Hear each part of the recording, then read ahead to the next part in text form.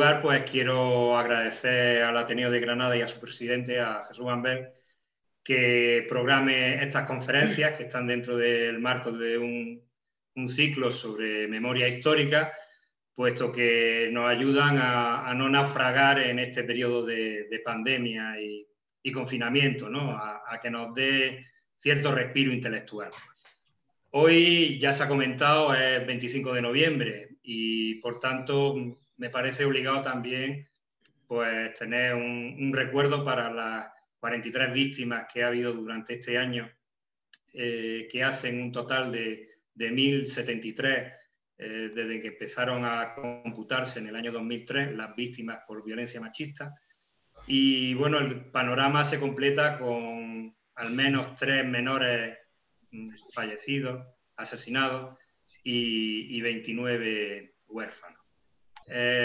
Bueno, una situación que sigue, que se mantiene y que no parece que no cesa.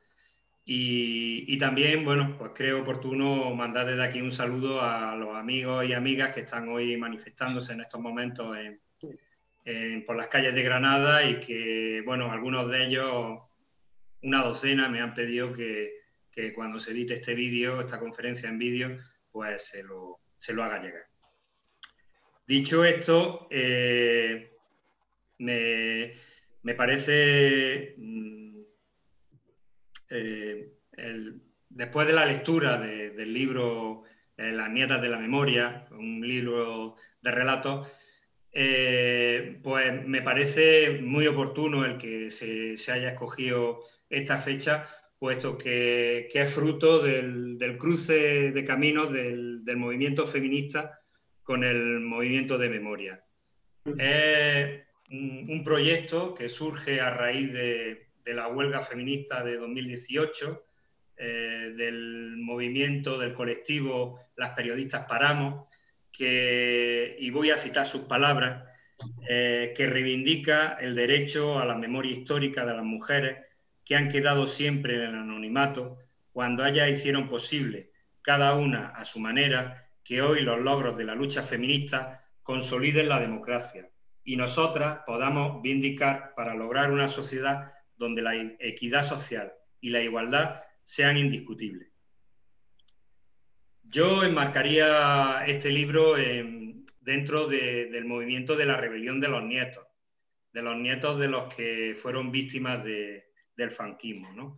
Este movimiento que se inicia hace ya 20 años con la excavación que se realizó en Priasa del Bierzo, en León, que fue la primera excavación que se hace con una metodología científica y que gracias a esa reivindicación constante, pues se consigue un primer paso, como fue la ley de memoria histórica del 2007 de Zapatero, aunque un paso insuficiente.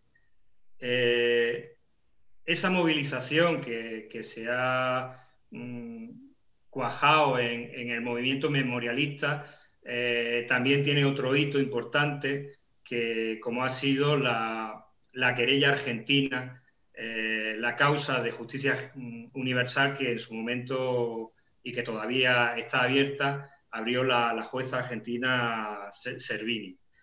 Y también ese constante batallar e impulsar y reivindicar, pues ha permitido el que ahora el gobierno nacional pues esté elaborando un proyecto de ley que hace unas semanas nos presentaba aquí el secretario de Estado para la Memoria Democrática, Fernando Martínez, y que parece que ahora sí, por fin, va a plasmarse en base a los principios que establece la ONU para los casos de desaparecidos: verdad, justicia, reparación y memoria, ¿no? Aquí habría que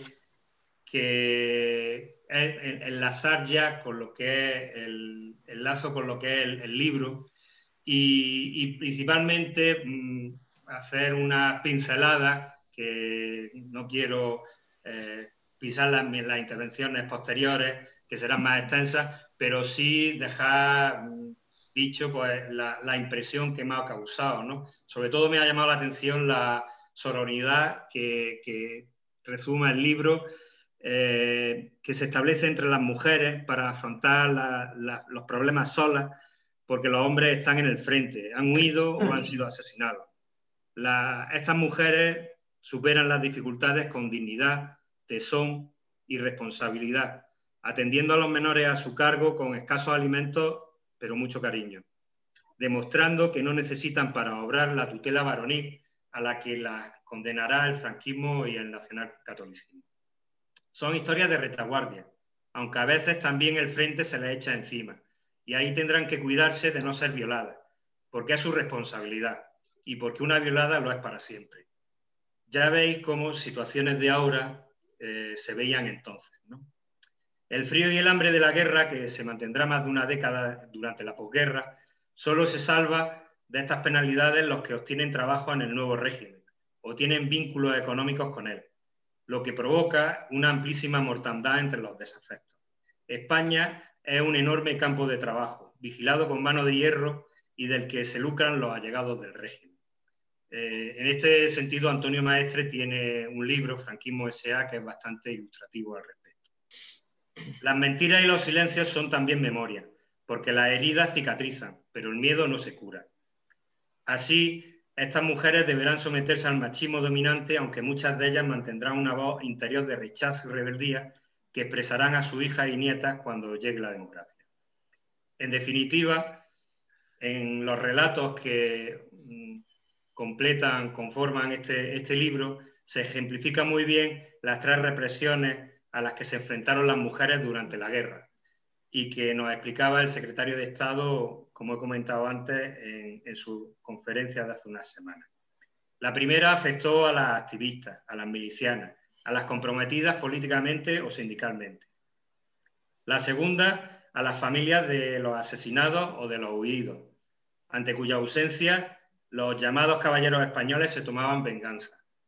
Y en tercer lugar, la población femenina en general, que sufrió un retroceso de décadas, volviendo prácticamente al siglo XIX, ya que desaparecen todos los avances que se habían producido en el camino de la igualdad durante la época de la República. Bueno, esto sirva de introducción y ahora las intervenciones de los ponentes durarán en torno a 15 minutos y posteriormente pues, se abrirá el habitual turno de palabra entre los asistentes. Comentaros que aquellas personas que no quieran intervenir, pero quieran formular una pregunta, lo pueden hacer a través del chat. Y por favor, poned en silencio el micrófono, que veo que alguno no está en silencio todavía. Bueno, paso a presentar al primer conferenciante, que en este caso es el amigo Paco Viguera, Francisco Viguera Roldán, periodista, vicepresidente de la Asociación Granadina Verdad, Justicia y Reparación y coordinador de la plataforma Granada Abierta. Paco inició su actividad periodística en 1982 en el Diario de Granada y de aquella etapa él tiene un especial recuerdo a la expedición que se organizó junto a la Universidad de Granada para visitar la curva del Níger en Mali, ¿no? Aquellos primeros expatriados, ¿no? de Granada. En 1990 pasa al periodismo de televisión en Canal Sur y luego posteriormente como corresponsal de Televisión Española en Granada. Ya como coordinador de la plataforma Granada Abierta, ha dirigido también los manifiestos, los libros colectivos Manifiesto 2 de enero y Granada por la Tolerancia. Agustín, por favor, el micrófono. En la que se intenta promover el diálogo entre las culturas y contra la manipulación histórica de la toma. Y ha coordinado también el libro colectivo Si estuvieran abiertas todas las puertas, en homenaje póstumo a Carlos Cano. Asimismo, ha participado en la primera búsqueda arqueológica de la fosa de Lorca en 2009 y ha contribuido a la difusión de la memoria histórica en numerosos artículos de prensa y varios libros que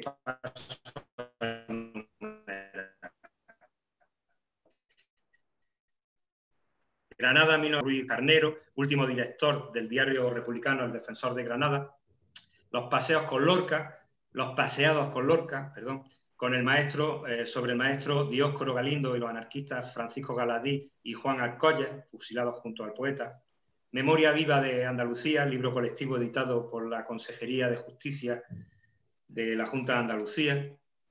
Y completa su actividad memorialística con algo que él tiene especial querencia, como son las conferencias en los institutos de enseñanza secundaria de Granada, en la ciudad y en la provincia, ¿no? Y también cuando se da la ocasión, también con grupos de estudiantes extranjeros que vienen a visitar los lugares de lorquianos de Granada. Y por último, pues citar que en 2015 pues, fue premiado por la Diputación Provincial de Granada por su trabajo en la recuperación de memoria histórica como vicepresidente de la Asociación Granadina Verdad, Justicia y Reparación. Pues muchas gracias, Paco, tienes la palabra. El micrófono, Paco. Ahora, ¿me oye ahora, no? Sí. Muy bien. Bien, pues buenas tardes a los amigos y amigas. Un saludo a los amigos y amigas del Ateneo de Granada y a todos los que nos estáis viendo en este momento. Quiero deciros lo primero, que como podéis imaginar, para la Asociación Granadina Verdad, Justicia y Reparación, pues es un privilegio, es una enorme satisfacción participar en la presentación de este libro que para nosotros pues, representa un nuevo impulso para la recuperación de nuestra memoria democrática, esta vez, que es lo importante, con las mujeres como protagonistas. Bien, presentamos este libro, como ha dicho Manolo, en un día muy especial, el 25 de noviembre, Día Internacional contra la Violencia Machista. Ahora se están manifestando en las calles de Granada, en el que recordamos que, iba a decir 41 mujeres, pero ya van 43 mujeres, o sea que la cosa es realmente terrible. 43 mujeres que han sido asesinadas en lo que va de año. Y esto me hace recordar porque precisamente si hubo un régimen que ejerció una violencia sistemática contra las mujeres, especialmente contra las vencidas, ese régimen pues, fue la dictadura franquista. Bien, este libro que hoy presentamos viene a dar voz a 10 mujeres que fueron silenciadas por la dictadura y olvidadas, precisamente sus nietas, las que han recuperado su historia. Algunas de estas historias, silenciadas incluso en el seno de sus propias familias, como es lógico por miedo a represalias.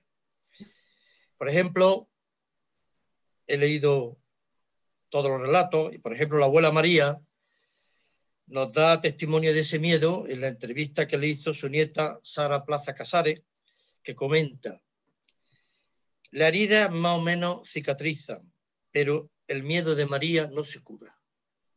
Esa muchas veces es la mayor herida. Un miedo que revive cada vez que su hija o una de sus nietas va a una manifestación como la que ahora se está realizando en Granada, bueno, en todo el mundo, o participa en alguna asamblea o trae a casa algún panfleto. Y Sara añade: yo, grabadora en una mano y portátil en la otra, tomo nota para pétalo a pétalo fabricar este relato. Un relato que aspira a convertirse en inmortal, como las flores de papel. Me parece muy bonita la metáfora. Bien, pues Nietas de la Memoria es una iniciativa para nosotros que contribuye al conocimiento de la verdad. Eso es lo que más quiero destacar, al conocimiento de la verdad, desde una visión de género, que es lo novedoso, lo importante en este caso. Estamos hablando de un diálogo entre abuelas y nietas que da un impulso sin precedentes al movimiento memorialista. Para la asociación que represento, libros como este supone un avance decisivo en la búsqueda de la verdad, que para nosotros es una forma de hacer justicia. Es más, yo diría que muchas veces a esta altura de la película, 80 años después, se ha convertido muchas veces en la única forma de hacer justicia. Porque todavía tenemos 100.000 desaparecidos en fosas comunes y cunetas. Y muchas veces es conocer la verdad y una justicia que no quiere comprometerse con la memoria histórica. Muchas veces conocer la verdad es la única forma de hacer justicia a muchas de las víctimas.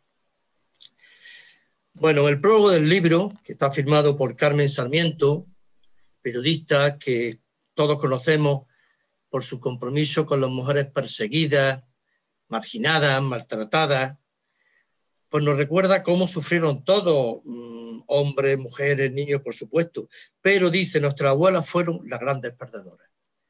Las mujeres fueron utilizadas como botín de guerra, dice. Eso como en todas las guerras. Pues la mentalidad de la ciudadanía, fijaos qué frase, era que los que habían luchado tenían derecho a divertirse y a desahogarse con una mujer. Terrible, ¿no? Terrible lo que nos está diciendo aquí Carmen Sarmiento. Estamos hablando, nos dicen en el libro, estamos hablando de mujeres de diversos territorios, diferentes orígenes, ideologías, clases sociales, pero con un denominador común. A pesar de ser humilladas, como viudas de rojo, o de tener a su marido encarcelado, nunca se rindieron ante los vencedores y siempre se levantaron para defender a su familia. Como dice Noemi San Juan, una de las autoras de este libro, nos dice, soy hija, nieta y bisnieta de mujeres valientes y guerreras. Noemi también habló con su abuela Lola y, como ella misma dice, tuvo la suerte de conocer también a su bisabuela Benita, que a través de sus cartas, de su correspondencia, nos dejan testimonio de cómo los franquistas no solo mataban, sino que buscaban la ruina de la familia de los vencidos. Benita nos dice, escuchad, me han matado a mi Mariano, mi amor, y a mi querido hijo Pepe. Estoy rota, no sé cómo saldré adelante. No volveremos a celebrar todos juntos un cumpleaños, ni volveremos a reír juntos. Malditos sean todos los asesinos de 2 hombres honrados. Y más tarde se queja. Y una multa me han puesto, 500 pesetas. ¿De dónde voy a sacarla? ¿Tendré que vender los negocios, las tierras, todo? Es decir, que además de asesinar a sus maridos, había un ensañamiento con las vencidas. Es decir, un castigo añadido a las viudas de los rojos. Bien, por su parte, otra de las autoras, quiero subrayar algunas frases que me parece que determinan el espíritu del libro. Carmen Freixas Zurita señala, aquí estoy con la certeza de que las mujeres nos han robado la historia, con la convicción de que hay que rescatar la memoria de todas ellas. Y ellas me recuerdan que soy nieta de la memoria. Y un final muy bonito, una memoria que se quedó en las cunetas de la historia, que estamos rescatándola de las cunetas de la historia, que lamentablemente todavía tenemos muchas. Bien, muchas mujeres fueron capaces de mantener a su familia. Leemos el libro. Tras haber enviudado y mientras sus maridos permanecían en la cárcel. Y, por supuesto, la responsabilidad de los hijos de la familia recayó en ella. Eso nos comenta Cristina Prieto, que nos acompaña en esta presentación. Y nos dice, su papel, no obstante, continuó siendo secundario. En el reparto de personajes, ellas no figuraban. Cristina también hizo su entrevista a su abuela, en la que recuerda cómo las mujeres eran recordadas para su misa. Y aquí entramos en un mensaje muy presente en el libro, que es el de la sociedad machista en la que vivían, ¿no? Nos dice, un método para leer, la niña instruida nos bastaba para aprender algo de matemáticas y de historia por la mañana, porque las tardes las dedicábamos ¿a qué? A coser y a rezar. Novenas, rosarios, misas y oraciones se intercalaban con divisiones y restas para alejarnos del mal y del pecado. A esta rutina se unían las canciones que cantábamos formadas en el patio antes de entrar en clase. Junto al cara al sol, que claro, ya sabemos que no podía faltar, como dice Cristina, en aquella España fascista, entonábamos Való Guerrero, el himno de la Legión o la cruz de la escuela, en la que se exalzaban los valores patrios y religiosos, en fin, lo típico de la escuela franquista que todos, aquí algunos hemos conocido. En otro momento de la entrevista, la abuela de Cristina afirma: Pilar Primo de Rivera aseguraba que la vida de toda mujer no es más que un eterno deseo de encontrar a quien someterse. Y la preparación de las niñas para su sumisión, claro, empezaba en el colegio. Empezaban a adoctrinar en el colegio. Siguen haciéndolo, en los privados me refiero. No había otra misión para la mujer en aquella España de dictadura y miseria que ser una esposa fiel y proveer al Estado de patriotas. Como alternativa, nos dice, eso sí, siempre quedaba el convento, porque era necesario vivir tutelada, primero por el padre y después por el esposo. Todo era pecado. El mal se encontraba en cada esquina, pero sobre todo entre los hombres. El único varón bueno y bondadoso, naturalmente, era Dios, y a él debíamos encomendarnos cuando nos llegaran las tentaciones. Claro, dice, ¿pero qué tentaciones? Dice la abuela de Cristina, si solo éramos niñas, naturalmente. Y después acaba diciendo, la intensidad de aquellas monjas era enloquecedora. Finalmente nos dice, nunca me he considerado una mujer sumisa, pero realmente en aquellos años, estamos hablando de 1956, yo ya tenía 2 años en aquella época. Si no era tu padre, era tu hermano, y si no, tu novio. Siempre había un hombre por encima que te decía lo que tenías que hacer. Y ya para acabar comentando cómo el libro retrata, cómo el testimonio de esta abuela, nuestra abuela, retrata esa sociedad marcadamente machista, ya cito a la abuela de Isa Gaspar Calero, que recuerda, cuando se presentó la oportunidad de volver a coger los libros, los afortunados fueron los hombres de la casa, es decir, mis 2 hermanos pequeños. Las mujeres daba igual que supiesen o no. Dice, claro, ni mi padre ni mi madre querían que fuésemos ninguno analfabeto, pero como no había dinero para todos, al final se cogía primero a los chicos. Por su parte, otra abuela, Angelines, abuela de María Álvarez Macías, también estuvo marcada por aquella sociedad machista y nos comenta, tanto mi padre como mi marido y mi suegro, de cara a la galería, eran los hombres de la sociedad que la sociedad esperaba de ellos, los que mandaban, porque si no lo parecían al menos, fijaos, se buscaban líos y problemas. Pero en casa siempre se portaron como maridos, compañeros y amigos, con lo que se oye por ahí, yo estoy convencida, he cumplido todos mis sueños, los que pude llegar a tener. He sido una mujer con mucha, mucha suerte, nos comenta.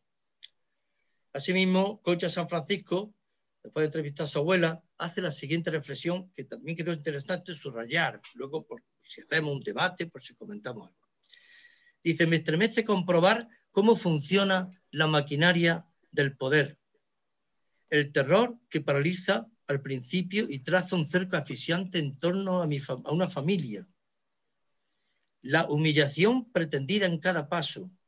Y decido que la amargura eterna de mi abuela y el cadáver de su hermano, Baltasar, fusilado por falangistas, merecen una vida narrativa más allá del olvido y del injusto silencio al que los sometieron. Por su parte, la abuela de Isabel Donés Sánchez añade, unos tuvieron que irse para seguir viviendo y para los que, como el abuelo, se quedaron en este país, fue como estar enterrados en vida. Esa especie de exilio interior, ese exilio piel adentro, o ese también fenómeno que conocemos, como el de los topos. Bien, después de leer estos testimonios, que yo creo que intentó sintetizar un poco el espíritu de este libro, bueno, pues decir que este libro realmente nos recuerda cómo después de 40 años de dictadura no llegó la democracia plena a este país. sino un periodo conocido como transición, en el que se ocultó la verdad y se apostó por la desmemoria. Ante el temor, en principio, ante el temor a un nuevo golpe militar. Por eso la transición está a debate, está siendo cuestionada, porque no fue tan modélica como nos dijeron, sino que dejó bastante mucho que desear. Algunos pensaban que una vez fallecidos los hijos de la guerra, nadie reclamaría justicia para sus padres fusilados y todo quedaría en el olvido. Pero se equivocaron. No contaban con que el testigo de la memoria sería recogido por la siguiente generación, la de las nietas y los nietos, que son los que están dando un nuevo impulso al movimiento memorialista. Por eso han tenido que pasar 40 años más para que la historia narrada en este libro puedan ser contadas. Hemos tenido que esperar, fijaos, a la tercera generación para conocer este nuevo capítulo de la verdad. Y hemos tenido suerte por no haber perdido estos testimonios gracias a la longevidad de nuestras abuelas. Y lo peor de todo es que en este tiempo, en estos 40 años que se nos han ido desde memoria, lo peor de todo es que los hijos de la guerra murieron con la pena de ver que la democracia, en nombre de una falsa reconciliación, se olvidaba de sus madres y de sus padres que habían luchado por la libertad y contra el fascismo. Y para ir terminando, diré que Nietas de la Memoria rescata para nosotros, para la asociación que represento, estas 10 heroínas anónimas que 80 años después reciben el homenaje de sus nietas en forma de libro. Una búsqueda de testimonio que no acaba con este libro porque, como las mismas autoras anuncian, ya han puesto en marcha un blog que se llama Otras Nietas de la Memoria para seguir recuperando nuevas historias de nuestras abuelas aún no contadas. Así que termino dando la enhorabuena a las 10 autoras de esta gran iniciativa. El trabajo que habéis realizado supone una contribución, insisto, decisiva para formar la Biblioteca de la Memoria Histórica y Democrática y algo importante, con mirada de mujer. Enhorabuena. Muchas gracias, Paco. Muchas gracias. Bueno, ahora pasamos a la siguiente conferenciante, que no es sino Cándida Martínez López, por todos conocida, doctora en Geografía e Historia por la Universidad de Granada, catedrática de Historia Antigua de esta universidad, profesora visitante en universidades extranjeras como Roma o la Autónoma de México, primera mujer decana de la Facultad de Filosofía y Letras de la Universidad de Granada entre los años 90 y 96, y especialista en Historia de las Mujeres. En su carrera profesional destacan investigaciones en este sentido sobre las mujeres en las sociedades mediterráneas, las mujeres y la paz, el matronazgo femenino o la reflexión sobre la teoría y metodología de la historia desde una perspectiva feminista. Formó parte del grupo de profesoras que impulsaron los estudios de las mujeres en España, la creación del Seminario de Estudios de la Mujer de la Universidad de Granada, que posteriormente se convirtió Instituto Universitario de Investigaciones de Estudios Universitarios de Investigación de Estudios de las Mujeres y de Género, que dirigió en el año 2000. En la Universidad de Granada, a lo largo de su carrera docente en el área de Estudios de la Mujer y de Género, ha impartido clases en la licenciatura y el grado de Historia, en el posgrado de experta universitaria en Género, en el máster interuniversitario Cultura de Paz, Conflicto, Educación y Derechos Humanos, en el máster europeo Erasmus Mundus en Estudios de las Mujeres y de Género, y desde el año 2015 coordina el programa de doctorado Estudios de las Mujeres, Discursos y Prácticas de Género de la Universidad de Granada. También es cofundadora de la Asociación Española de Historia de las Mujeres, de la Asociación Universitaria de Estudios de la Mujer y de la revista de Historia de las Mujeres Arenal, de la cual es codirectora junto a Meriñas de la Universidad de Barcelona. Tiene una larga también trayectoria política, como militante del Partido Socialista Obrero Español, fue parlamentaria andaluza, entre el 2000 y el 2008 consejera de Educación de la Junta de Andalucía, en 2008 diputada por Granada y portavoz de Educación del Grupo Parlamentario Socialista, y entre 2008 y 2012 responsable de Educación y Cultura dentro de la Ejecutiva Federal del PSOE.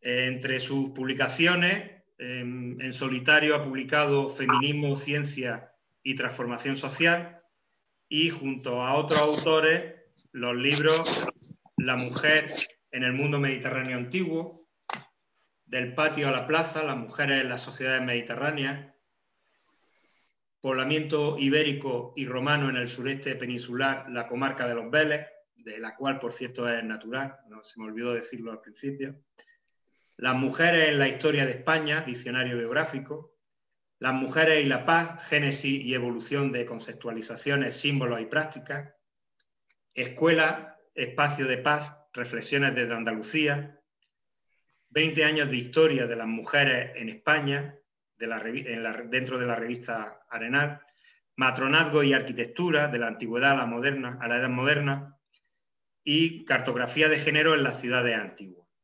También ha escrito algunos capítulos de obras colectivas, como La historia de las mujeres en España en los años 90, Las mujeres y la universidad, ambivalencia de su integración, La memoria de las mujeres en la arquitectura pública, Matronazgo cívico en la Hispania romana, y Mujeres y diosas mediadoras de la paz. Como veis, pues una amplia labor bibliográfica la que ha desarrollado Cándida. Bueno, pues sin más, Cándida, tienes la palabra. Muchas gracias.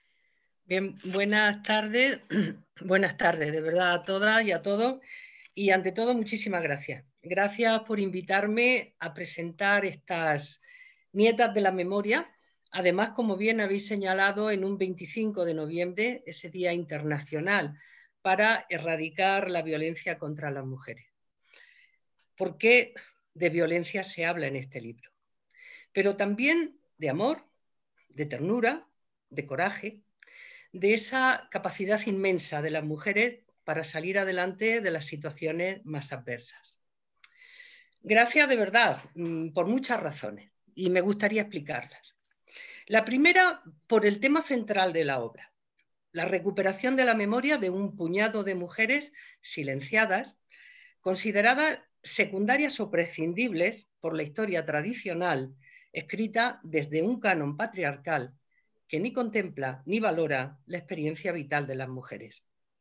Y sin ellas, sin nosotras, no hay historia posible. Mujeres silenciadas, ya se ha dicho, por ser mujeres, pero también silenciadas por ser rojas, o esposas, o madres, o familiares de rojos. Silencios, por tanto, opresores de los vencedores que intentaron borrar su memoria. Y también autosilencios protectores de las mujeres, bien para conjurar su dolor o para proteger a los suyos. Y el silencio, no lo olvidemos, es el lenguaje propio del olvido. Y precisamente este libro quiebra esos silencios, conjura el olvido, recupera vidas con perfiles comunes y diversos, esos perfiles que permiten que vayamos trazando la historia de las mujeres a la que, como bien se ha señalado, dedico mi actividad profesional como investigadora y como profesora. Por eso, para mí, este libro es un regalo. La segunda razón es mi compromiso feminista y mi empeño por crear genealogías de mujeres. Porque las mujeres no somos unas recién llegadas a ningún sitio. Aunque se haya pasado mucho antes que nosotras, hubo mujeres que lucharon, que crearon lazos de solidaridad, que imaginaron de muchos modos un mundo mejor. Muchas de ellas, en este libro se ve, sufrieron por intentarlo, pero su experiencia, su fortaleza, su coraje, su fuerza no desaparecieron. Se han ido transmitiendo a través de un hilo de la memoria, hilvanado en conversaciones compartidas, en formas de ser y de estar, en textos escritos y a veces en relatos orales. Pues bien, Este libro tira de ese hilo de la memoria entre generaciones de mujeres y lo convierte en centro y eje de la obra. Son nietas que bucean en un pasado silenciado y desconocido para reconocerse en otra genealogía, para anclarse en el pasado desde otro lugar, el lugar de las mujeres alejadas de ese orden patriarcal, de esa genealogía patriarcal que ordenó y ocupó el mundo desde hace milenios. Y por último, pues también quiero señalar mi compromiso cívico con la memoria democrática y la necesidad urgente de rescatarla y ponerla en valor para pensar un futuro desde valores, virtudes públicas que caracterizan a la democracia. Normalmente cuando hablamos de memoria democrática, de recuperar la memoria democrática, solemos hablar, incluso solemos proponer que se reconozcan lugares de memoria. Y esos lugares de la memoria pueden ser plazas, monumentos o cementerios. Pero también los libros son lugares de memoria. Y para mí, sin duda, este libro lo es. Es un monumento a la memoria de las mujeres. Un monumento, un lugar de memoria tangible, experimentable, que lo sientes, que te llega, que te concierne, que te conmueve. Por tanto, comencé dando las gracias y por todas esas razones agradezco a Cristina, que fue quien me lo propuso en su momento, y al Ateneo de Granada, que hayáis pensado en mí para hacer esta presentación, porque de verdad he disfrutado con su lectura. Además, me ha hecho pues, revivir conversaciones con mi madre sobre una abuela que yo no llegué a conocer y que padeció por la prisión de mi abuelo republicano y de su hijo, y que me ha traído, leyendo ese texto, personajes y emociones de ese tiempo que yo conocía a través de las palabras de mi madre, y me ha permitido también repensar la vida de muchas mujeres cercanas del pueblo, de gente que has conocido, que vivieron en entornos rurales o en entornos urbanos, como sucede con estas mujeres de Nietas de la Memoria. Ahí encontramos mujeres campesinas, criadas, maestras, que sufrieron múltiples formas de violencia por ser mujeres y que aprendieron a resistir y sobrevivir en un medio y en un tiempo tan poco favorables. No era posible la vida sin las mujeres. No era posible ni la casa ni la hacienda sin una mujer. Y sin embargo, la mayor parte de las violencias, de las miserias y del silencio han recaído históricamente y en ese momento sobre ellas. Y esa es, para mí, buena parte de la grandeza de esta obra.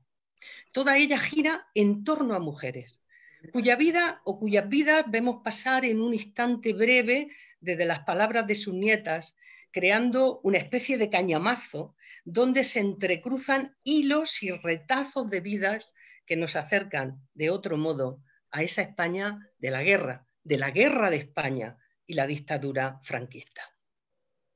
Juana, Juliana, Cristina, Isabel, Coronada, María, Lorenza, Angelines, Luz, Lola, Benita, Vicenta y María formaron parte de esa nación de mujeres que fue la España de posguerra.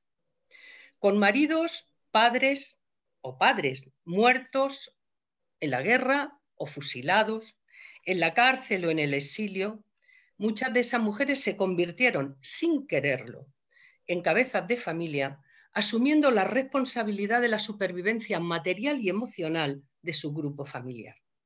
Y por ende, se convirtieron en el sustento y en el mantenimiento de España. Vestidas de negro casi toda su vida, como las vemos en la mayor parte de estos relatos, tuvieron la fortaleza que, como reza en la dedicatoria de la obra, fue la semilla de nuestra lucha por la igualdad.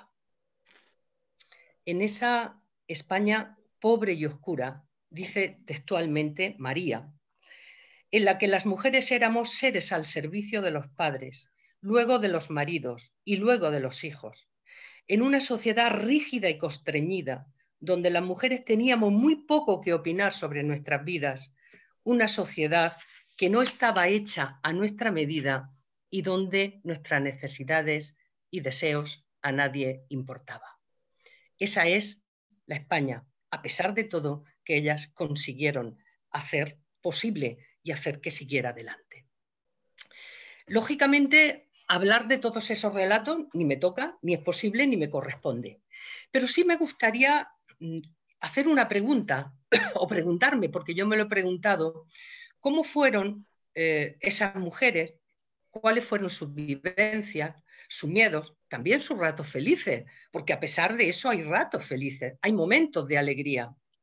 Pues bien, más allá de los perfiles singulares de cada una de ellas y de los enfoques que cada una de las nietas da a cada uno de los relatos, en este libro podemos contemplar al menos algunos aspectos comunes que a mí me han interesado desde la perspectiva de la historia de las mujeres, pero también que arrojan muchísima luz sobre la historia de ese momento. El primero de ellos, sin ninguna duda, y ya se ha puesto de relieve, es la vivencia de la represión sufrida, bien directamente o bien de la que sufren sus familiares. Esa maldita guerra me lo ha quitado todo, decía Juana, la abuela de Carolina, cuando se tiene que marchar de Madrid y abandonar a Fausto, a su amor, aunque no haya podido, dice ella, enterrar su cadáver. La suciedad, el hacinamiento, la enfermedad en el penal, la sarna, los piojos, la fiebre o el hambre. Esa muerte que rondaba cerca y que relata María formó parte de la vida de muchas de estas mujeres, como llevar comida a los escondidos, humillarse ante los falangistas para pedir por los suyos, o, por qué no, atesorar la esperanza de encontrar y volver a ver a sus hijos en algún lugar perdido de esa Cataluña o de esa Francia, por suerte con final feliz en algunos casos.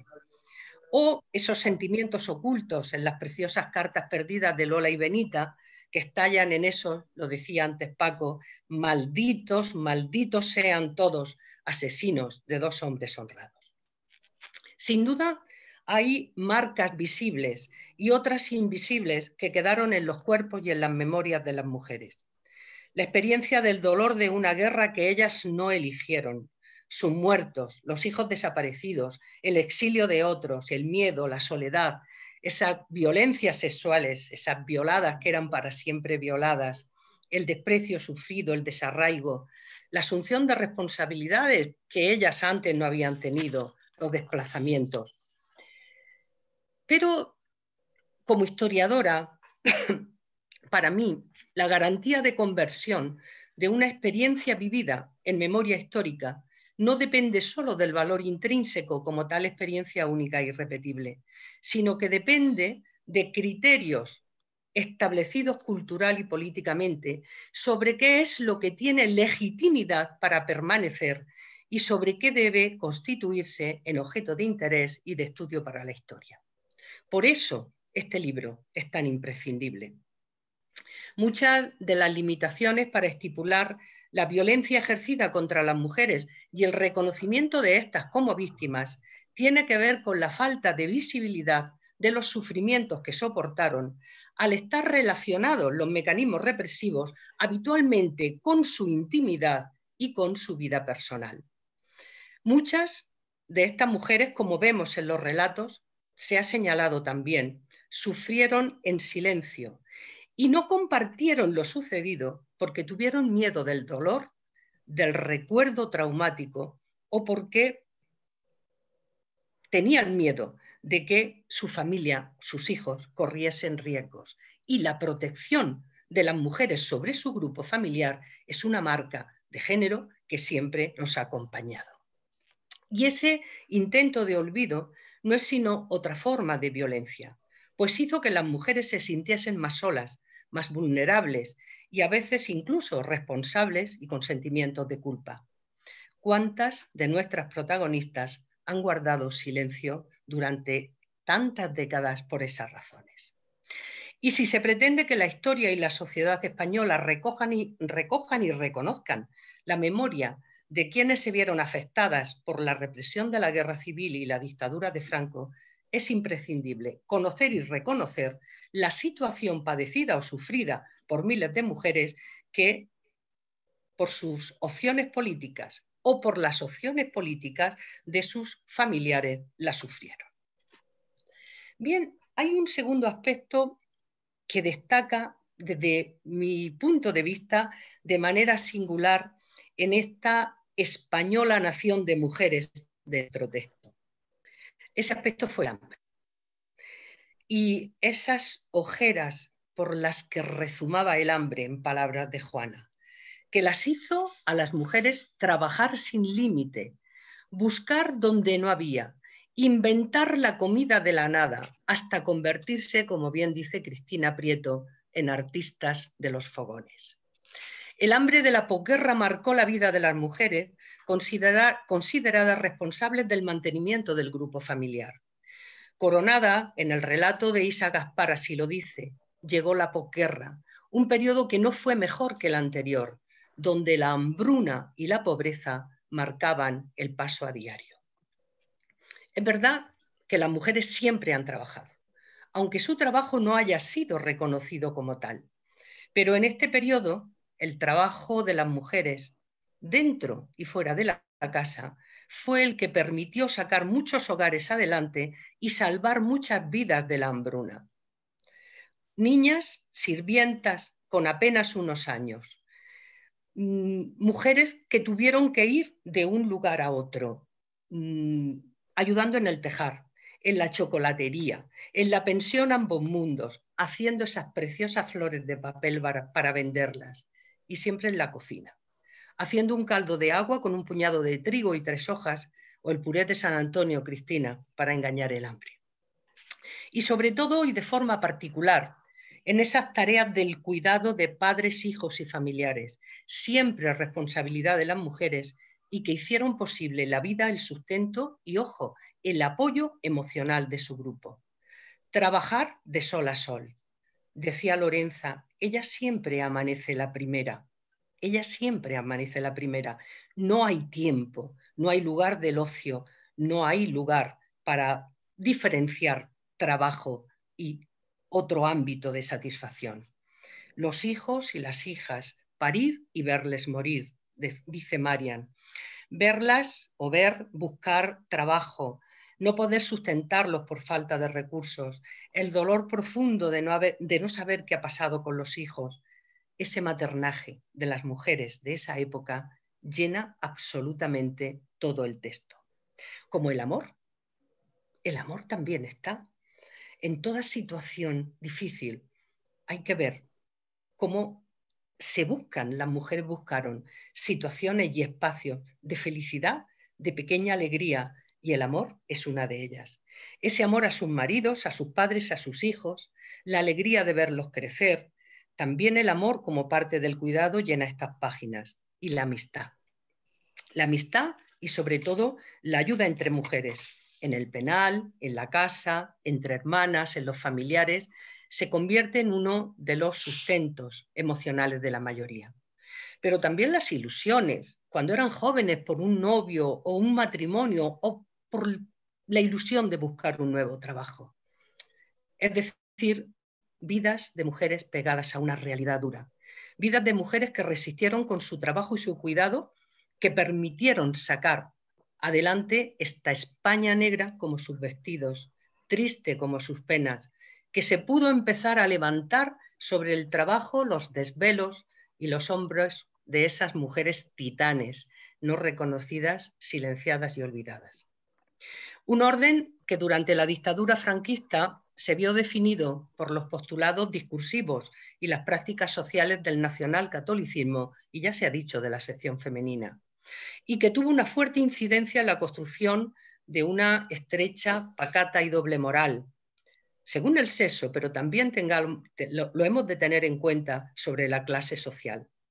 Una moral pública y privada, heredada, no lo olvidemos, de épocas anteriores, pero que se desarrolló y adquirió un fuerte matiz político en ese largo periodo histórico, sobre todo en la posguerra. Ese respirar sin aire.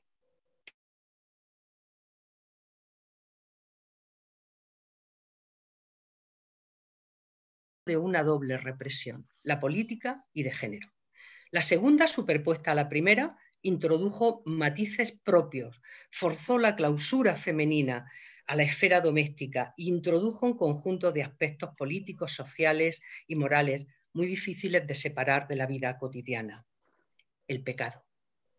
El pecado. El pecado se había instalado, dice Cristina, en cada mirada, en cada abrazo, en cada beso.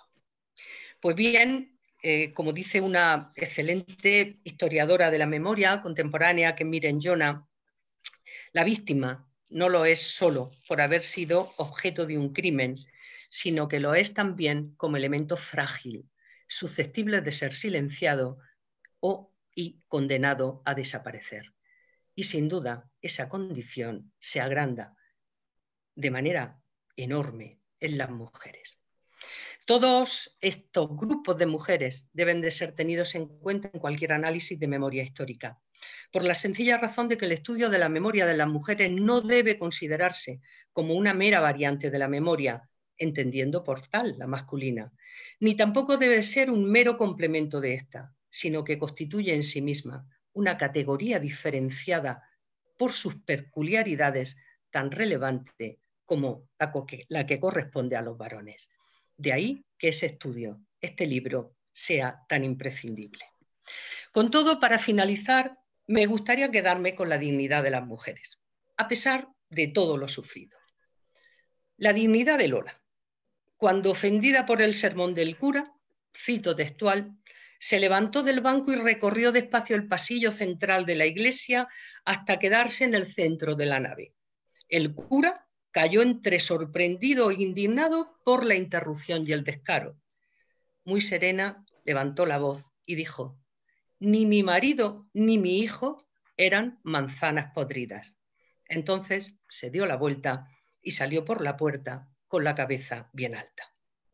Dignidad que reconocen y agradecen sus nietas cuando, en palabras de Isabel Donés, se dice: ella fue la genuina brújula y el verdadero timón que fue marcando el rumbo cuando el temporal azotó nuestras vidas. Esa dignidad, esa fortaleza, es la que muestran estas nietas que han seguido el hilo de su memoria y nos han devuelto su palabra, su experiencia y su coraje para que nosotras podamos seguir avanzando en igualdad. Por tanto, enhorabuena, compañeras, enhorabuena por este libro y enhorabuena por hacernos disfrutar y reconocer este pasado de otras mujeres que antes que nosotras tuvieron una trayectoria que merece la pena ser recordada. Muchas gracias. Muchas gracias, Cándida, por tu magnífico análisis.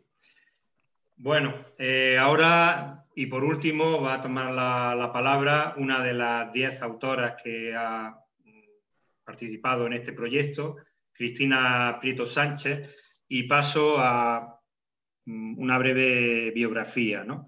Ella es nacida en Madrid, afincada en Andalucía desde hace 30 años, donde ha desarrollado toda su trayectoria profesional y parte de la académica.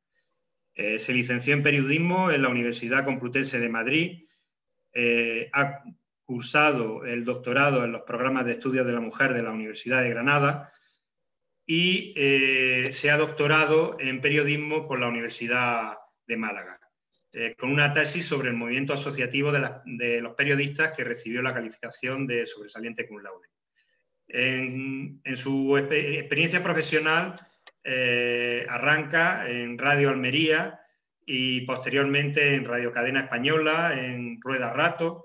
En 1990 pasa a prensa escrita en Ideal y posteriormente en corresponsalías del diario El Sol y La Vanguardia.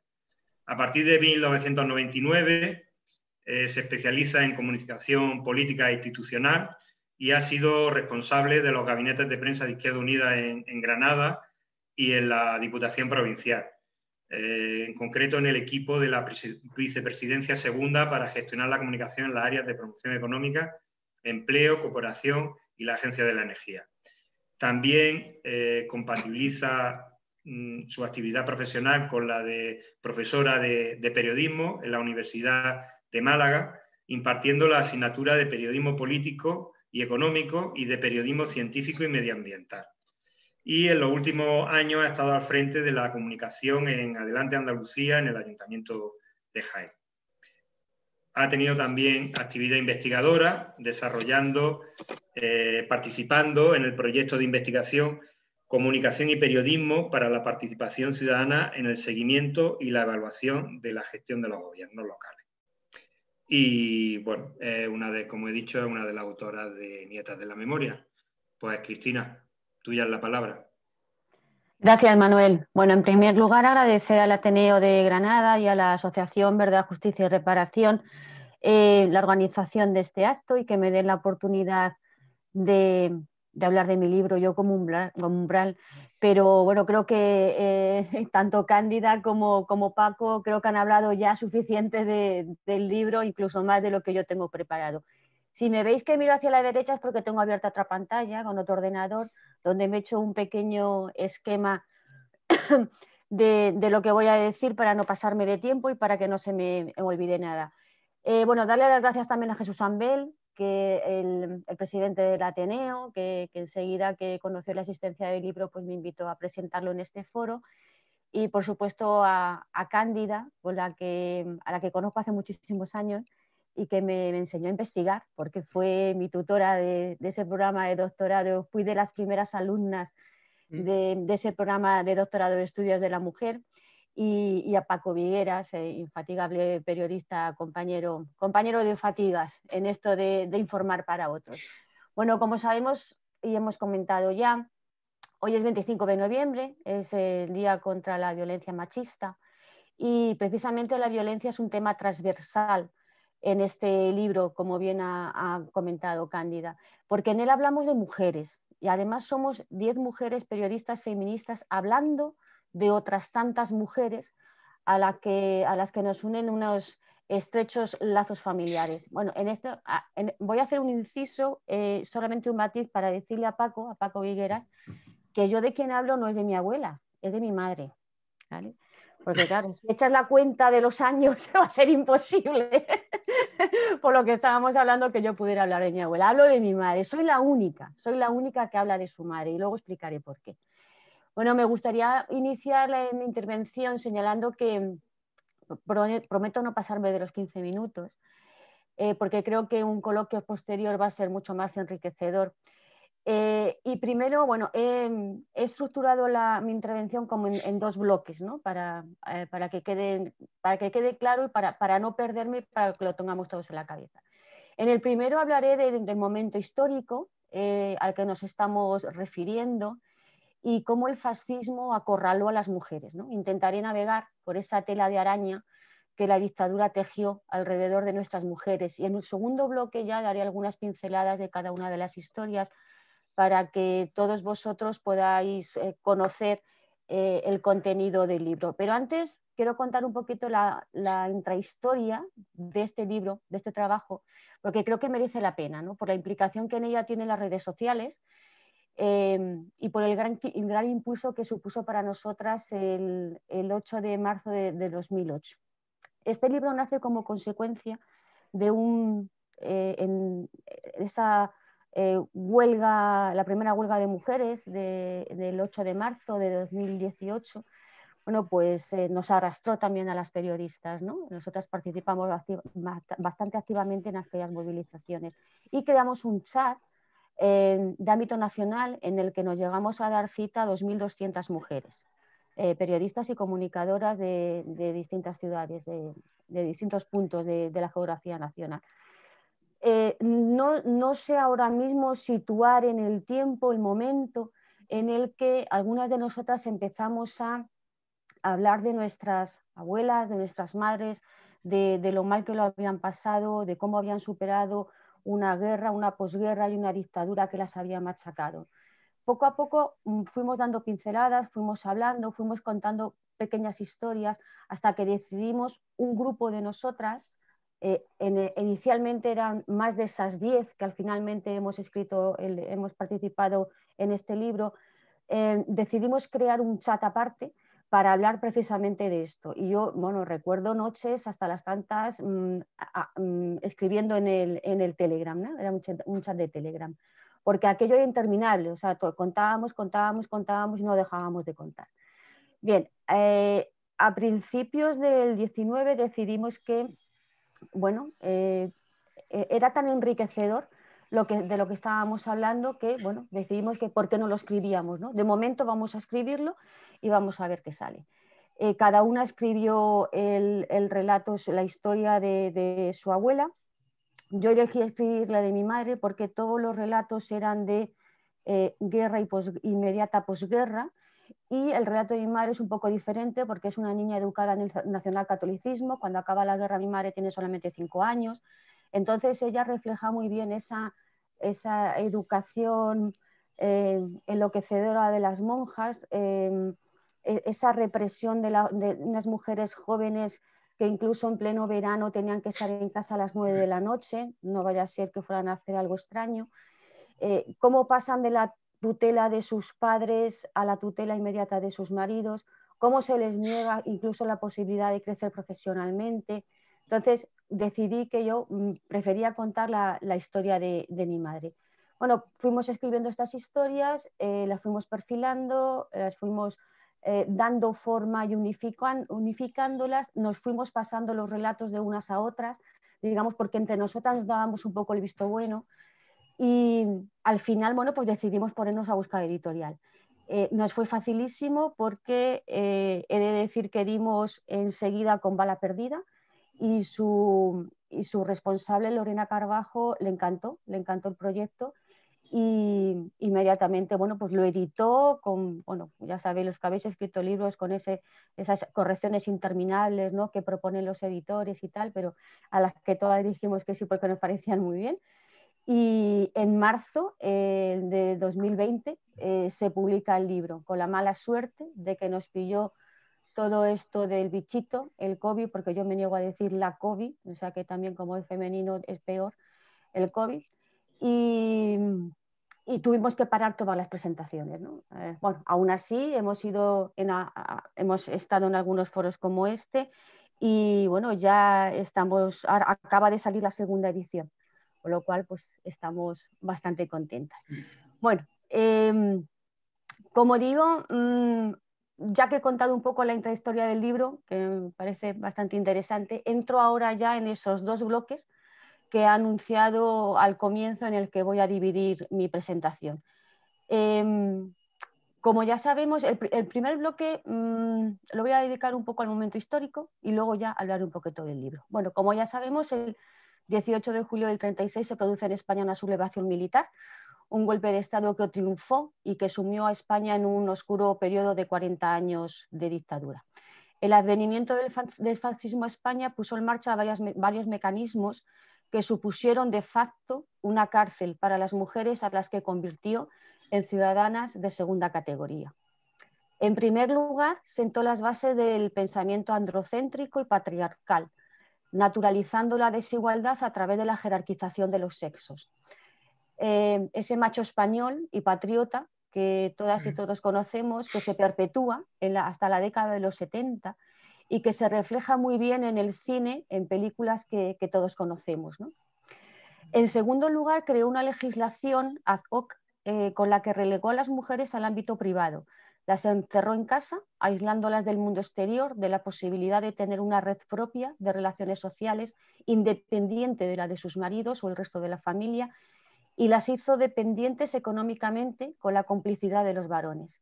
Y voy a enumerar en este punto solamente 3 ejemplos. En marzo de 1938, cuando aún no había acabado la guerra civil, el Fuero de los Trabajadores establecía que el Estado, abro comillas, liberará a la mujer casada del taller y la fábrica. En segundo lugar, la Ley de Bases del 18 de julio de 1938, por la que se creaban los subsidios familiares, penalizaba a las familias con pocos hijos, y en la orden del 26 de marzo del 46 se privaba a los varones cabeza de familia, que lógicamente eran los que recibían estos subsidios, del subsidio si sus esposas trabajaban. Este tipo de medidas claramente natalistas se vieron reforzadas por el restablecimiento en muchas empresas, empezando por la administración pública y las empresas estatales, de las excedencias forzosas por matrimonio y la prohibición de contratar a mujeres casadas.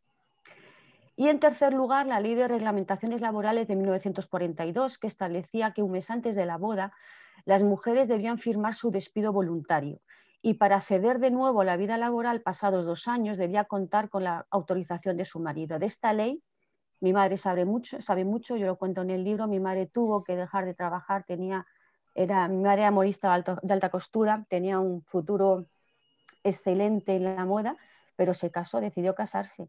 Y inmediatamente la echaron del trabajo y recibió como indemnización una manta. Bien, en tercer lugar, el franquismo contó con 3 aliados para conformar su nuevo Estado, ¿no?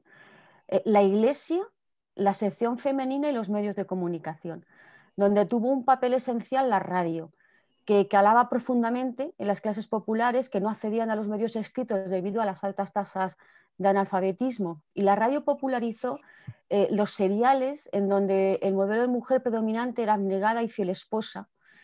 Emitía canciones, las canciones, especialmente la copla, donde las mujeres sufren en silencio sus desdichas. Y entre los medios escritos podemos destacar casos, por ejemplo, como el periódico sensacionalista El Caso, dedicado a la crónica negra, donde los crímenes pasionales son defendidos sin rubor alguno. Así pues nos encontramos con un Estado que construyó esa tela de araña a la que me refería al inicio de mi intervención en torno a las mujeres, de la que era imposible escapar, porque ni la ley ni la educación, dominada entonces por congregaciones religiosas, ni la sociedad civil en su conjunto dejaba resquicio alguno para ofrecer un asidero que favoreciera el crecimiento humano de las mujeres. ¿Qué nos encontramos entonces? Nos encontramos en esta primera, esta es la primera etapa del franquismo. El franquismo después evoluciona a partir de 1956, desde el 57 empiezan a flexibilizarse con la llegada al poder de los tecnócratas y quedar relegada la falange. Encontramos mujeres pobres, sumisas, anuladas, encerradas en sus hogares, sin vida propia, más allá de la prolongación de la de sus maridos, excluidas del mercado laboral, dedicadas al cuidado de la prole, manipuladas por los medios de comunicación y controladas por una iglesia implacable que dominaba hasta sus pensamientos. Sus referentes eran, por tanto, la Virgen María, modelo de virtud etérea, asexuada, por supuesto, y inseminada por un ángel y libre de pecado. Esto era lo que se encontraban las mujeres. Paso ya a hablar del segundo bloque.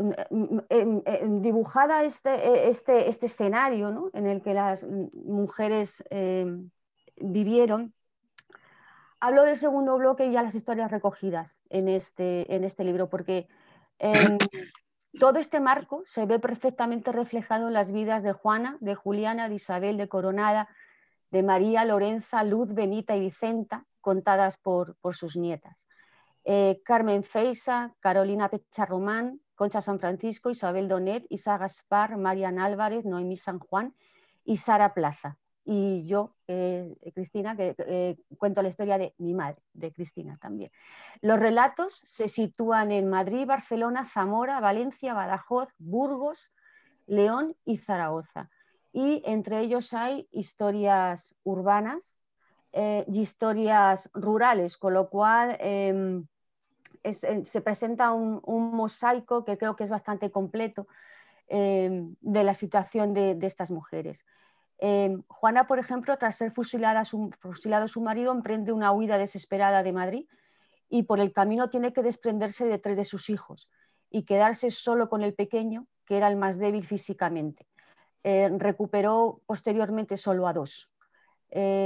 Juliana pertenecía a una familia de chocolateros en un pueblo de Zamora y eran afines a la República. Tras el fusilamiento de su hermano, un joven maestro se puso al frente de la fábrica. Isabel, tras casarse con el secretario del ayuntamiento afiliado a CNT, tuvo que volver a ser sirvienta en casa de unos nobles para esconder a su marido. Coronada y su familia permanecieron escondidos en varios pueblos para evitar la muerte. Lorenza y Luz se vieron forzadas a emigrar a Bilbao ante la ruina de sus familias para trabajar al servicio de familias adineradas. Y a Benita le sorprendió la guerra en casa de sus tíos en Bilbao, donde se encontraba para curarse de una enfermedad. La huida para escapar de las tropas falangistas les llevó a cruzar 2 veces la frontera francesa sin que sus padres pudieran saber su paradero porque las cartas no llegaban a su pueblo de Zaragoza. Al reencontrarse con sus padres se enteró de la tragedia de su familia y Vicenta perdió a su marido por la tuberculosis que contrajo en la cárcel y se vio sola con 2 hijos a los que sacó adelante vendiendo flores de papel en el Rastro de Madrid. Y María Cristina, mi madre, cuenta la historia de una niña de posguerra, educada a la férrea disciplina de un colegio de monjas y anulada profesionalmente porque decidió casarse. A pesar de la diversidad de estas situaciones, todas las historias presentan un nexo común, como ha apuntado también Cándida, ¿no? Las dificultades de las mujeres para sobrevivir en una época tan dura donde todo les era negado, el arrojo demostrado para sacar adelante a sus familias, muchas veces en la economía informal, y su habilidad para sobrevivir y crecerse ante la adversidad. Precisamente, situar a las mujeres en la economía informal,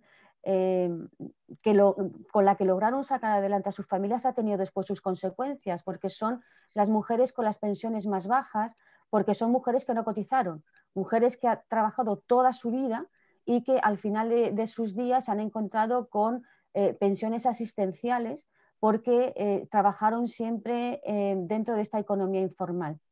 Al margen de, por ejemplo, cuento el caso de mi madre, en aquellos momentos las inspecciones de trabajo y tal eran prácticamente un sueño.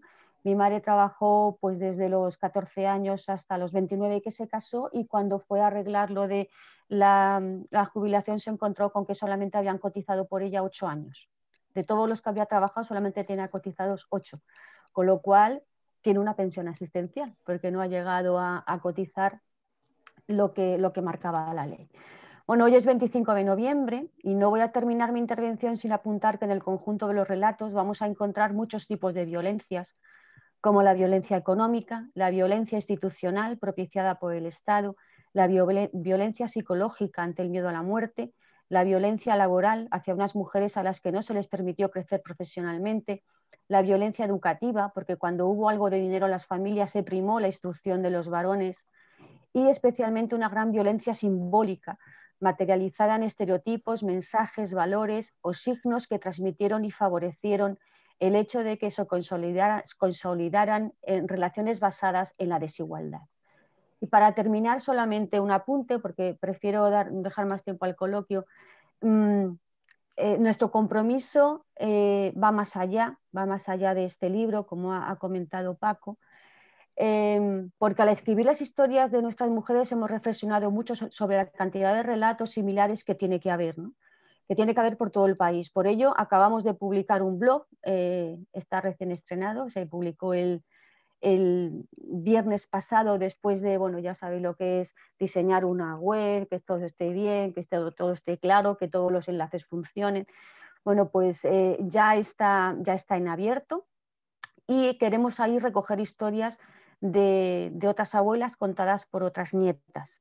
Hemos arrancado el blog contando 3 historias más y bueno, aprovecho este foro también para hacer un llamamiento a todas aquellas nietas que quieran también contar las historias de sus abuelas. Se pueden ponerse en contacto con nosotras a través del correo electrónico nietasdelamemoria@gmail.com, y en la página, en el blog, la que está dentro de la página web del libro, que es www.nietasdelamemoria.com, hay habilitado un formulario en el que pueden ponerse en contacto con nosotras para contarnos más historias. La verdad es que están contactando mucha gente con nosotras. Hay grandes dificultades porque muchas de estas mujeres pues, ya han muerto. Ese silencio que ha predominado en las familias ha hecho que muchas historias estén en una nebulosa y que ahora sea muy difícil recoger datos porque las verdaderas protagonistas ya no están y porque los silencios en las familias han sido atronadores. El relato de Carmen Feisa, por ejemplo, es un relato de silencios, de una familia burguesa, de la burguesía catalana, donde ella como nieta de su iniciativa de indagar sobre su familia es como ha podido construir algunos relatos, porque cada vez que intentaba preguntar el silencio era atronador. Y bueno, nada, daros muchas gracias a todos y deciros que el libro está escrito con muchísimo corazón, porque hablamos de las nuestras, porque hablamos de nuestras mujeres, porque algunas todavía están vivas. Mi madre se emocionó muchísimo leyendo el libro. Tuve que hablar mucho, a pesar de que mi madre es muy habladora y yo muchas historias las conocía, he tenido que sentarme con ella para revivir y para tomar nota de algunos episodios y es increíble, pero he vuelto a ver en sus ojos el miedo al contarme algunas cosas, ¿no? Y decir, no, no, esto no lo pongas, no vaya a ser que vaya a pasar algo. Me decía, pero mamá, ¿qué va a pasar? ¿No? Me decía, no, no, es que el episodio este de cuando en el colegio las llevaban a pedir las limosnas a las casas ricas, ¿no? Y de repente se encontró en la casa de Pilar Primo de Rivera, ¿no? Y me decía, no, no, eso no lo ponga, no lo ponga. Digo, mamá, por favor, que no pasa nada, ¿no? He tenido que convencerla. Incluso algunas cosas sí que las he tenido que quitar porque es increíble cómo todavía hoy tienen miedo. Y nada, muchas gracias a todos por estar hoy aquí acompañándome en la presentación de este libro. Espero que si os animáis a leerlo os guste y os guste a vosotros leerlo tanto como a nosotros nos ha gustado escribirlo. Y ahora ya, bueno, si queréis hablamos y preguntad lo que queráis. Muchísimas gracias. Muy bien, muchas gracias, Cristina. Muchas gracias por el libro y por tu relato. A mí la verdad es que me gustó mucho el pasaje, porque tu madre en el fondo es una rebelde, y el pasaje en la cual ella utiliza a escondidas pantalones para montar en moto, ¿no? En una época en la que estaba prohibido el uso de los pantalones por parte de las mujeres, ¿no? Algo que está hoy tan cotidiano y sin embargo, pues hasta en eso, esa violencia de la que tú hablabas, pues hasta eso llegaba en la forma de vestir, ¿no? El control. Bueno, pues no habéis hecho ninguna pregunta a través del chat. Supongo que es que queréis preguntar directamente. Si pedís la palabra, hay un mecanismo para pedir la palabra, pues se os abre el micrófono y la formuláis a cualquiera de los tres conferenciantes.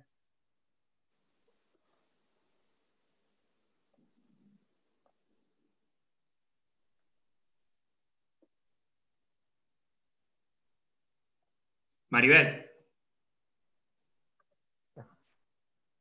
Ahora. Maribel, tienes la palabra. Hola, bueno. Hola, Maribel. La palabra un poco para animar a la gente a que se atreva a decir cosas, porque se han dicho cosas muy importantes, de mucho interés. Y bueno, en primer lugar, felicitarte, Cristina Prieto, por esa labor que habéis hecho y a todos los que habéis participado. Yo, fijaros, a medida que oía el tema del libro y que sin duda voy a intentar tenerlo para leerlo, me estaba acordando de una historia también personal y de una abuela.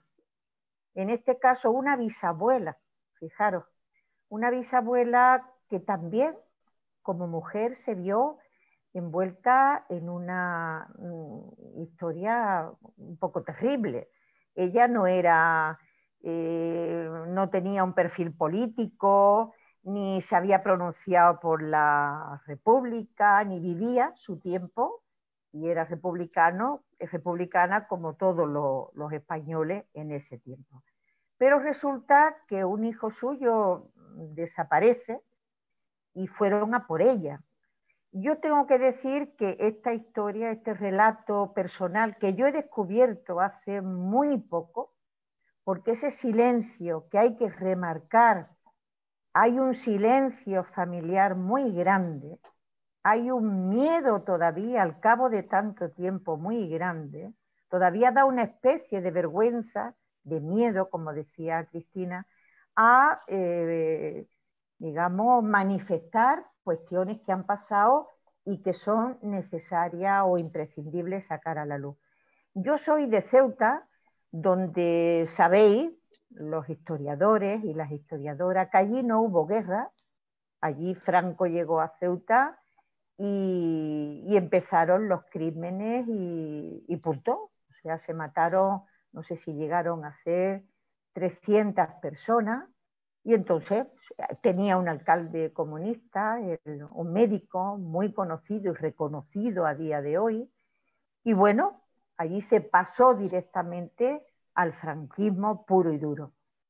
A un tío mío, hijo de mi bisabuela, lo movilizaron los nacionales y se lo llevaron a la península. Él acababa de terminar la mili y se lo llevaron.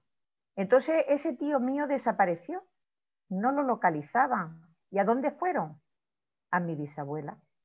Ella era viuda y una pobre mujer que solo se dedicaba a trabajar para sacar adelante a su hijo y a su hija, se vio en la cárcel de mujeres de Ceuta durante 6 meses, que tardaron en encontrar a ese tío mío, que por lo visto no se había movido del frente donde estaba. Él estaba allí en el norte y además participó en lo más duro de la guerra. Quiero decir con esto que, ojo, que hay otras muchísimas mujeres que son represaliadas o castigadas o reprimidas, que no son precisamente políticas, ni a sus maridos lo han matado en el frente, ni ese relato, ¿no?, que normalmente conocemos, y que han sido igualmente pues, castigadas de una forma muy cruel. Si esta mujer era viuda, que menos que la hubieran dejado en paz y tranquila, ¿no? Pero no, se la llevaron una mujer con casi 60 años y la metieron 6 meses en la cárcel. Y bueno, era una de aquellas mujeres vestidas de negro y que estuvo vestida de negro toda su vida. Yo a mi abuela, a mi bisabuela la conocí poco, pero la conocí. Y yo me entero de esto no hace mucho. Escribí un artículo que lo publiqué en la prensa en Ceuta, en el Faro de Ceuta, que es el periódico habitual, con una larga tradición franquista y bueno, y reciclado para la democracia. No he tenido problema en publicarlo. Fui a los archivos militares y los militares me prestaron todo el servicio, incluso me agradecieron que lo citara, agradeciéndoles yo en el artículo, me agradecieron pues bueno, ese agradecimiento que yo le hacía. Quiero decir con esto que a la hora de investigar, a la hora de recoger datos, ojo, porque hay otras muchas mujeres víctimas de esa represión tan grande, que no dudaron en ningún momento en machacar a estas personas en una situación muy frágil y sin tener conexiones políticas. Otro tema también es el de las espiritistas, porque el espiritismo represaliaron también a mujeres espiritistas, pero bueno, encarceladas y hasta donde yo llego, ¿no? O sea que hay mucho que sacar a la luz, en esta represión de género, y bueno, y en este sentido contactaré con el blog que ofrecéis y puedo pasar información en la medida modestamente que yo tengo. Muchas gracias por toda esta información. Y gracias a ti, Maribel. Nada. Muy bien, Maribel. Yo, por significar un poco la represión que sufrió tu bisabuela, recordaría que entonces las condiciones de las cárceles no son las actuales, y prácticamente el paso por la cárcel, como se ve en el libro, pues significaba una pena de muerte, porque se adquirían enfermedades, tuberculosis, había falta de higiene, había chinches, había piojos, había muy mala alimentación, y también había maltratos, ¿no? O sea que 6 meses en una cárcel pues era un castigo... Castigo duro. Duro, muy duro. Un castigo duro. Bueno, ¿alguien más se anima a intervenir?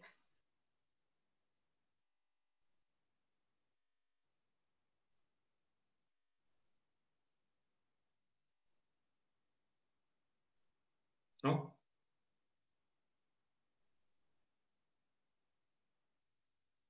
Pues no sé, Jesús, si no hay más intervenciones... Bueno, yo lo que queráis. Sí, Cristino ha levantado la mano. Quisiera añadir algo. Cristino, quítate, Cristino. quítate el... Sí, sí. Quítate el... Ah, no sé. A ver, me están diciendo que repita el blog. Sí. El blog está dentro de la web que se llama www.nietasdelamemoria.com, nietasdelamemoria.com.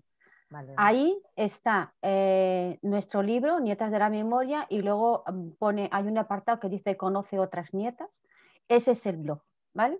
Pincháis ahí en Conoce otras nietas y ahí ya podéis acceder a leer las historias que están publicadas y el formulario que os digo para darnos datos de otras historias.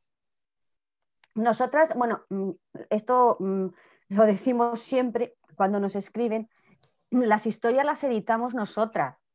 Es decir, nosotras no pedimos a todo el mundo que sepa escribir, lógicamente, ¿no? Entonces, lo que necesitamos son, digamos, el grueso de los datos, que nos cuenten, que nos relaten los hechos, y a partir de ahí nosotras editamos la historia, las damos forma para que tengan una buena lectura, ¿no? Y siempre pedimos también una foto de la abuela, porque la abuela es la protagonista, y una foto de la nieta, que es la que cuenta la historia de su nieta, de su abuela. Muy bien. Cristino, tenías la palabra, ¿no? Bueno, estaba Paco.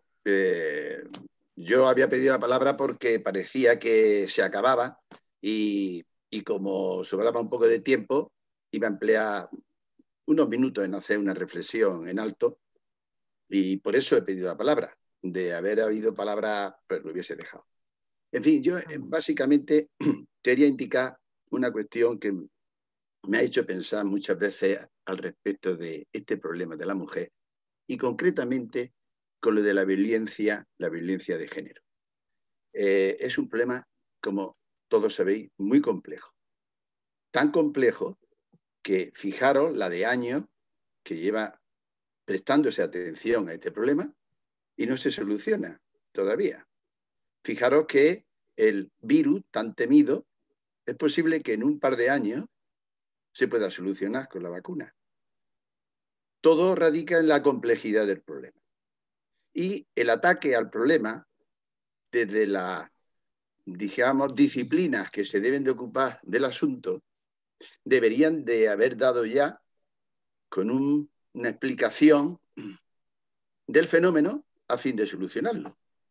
Pensad que si se explica una realidad, en cuanto hay algún problema con esa realidad, se pone en funcionamiento la explicación y los factores que afectan y se soluciona.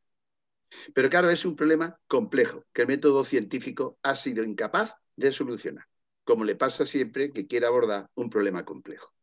Y mi intervención era para, acercándome al arte, dijéramos a la poesía, que nos ilumina muchas veces mucho más que grandes textos y grandes artículos con pretensión científica, que sin duda entra como un calzador en este tema.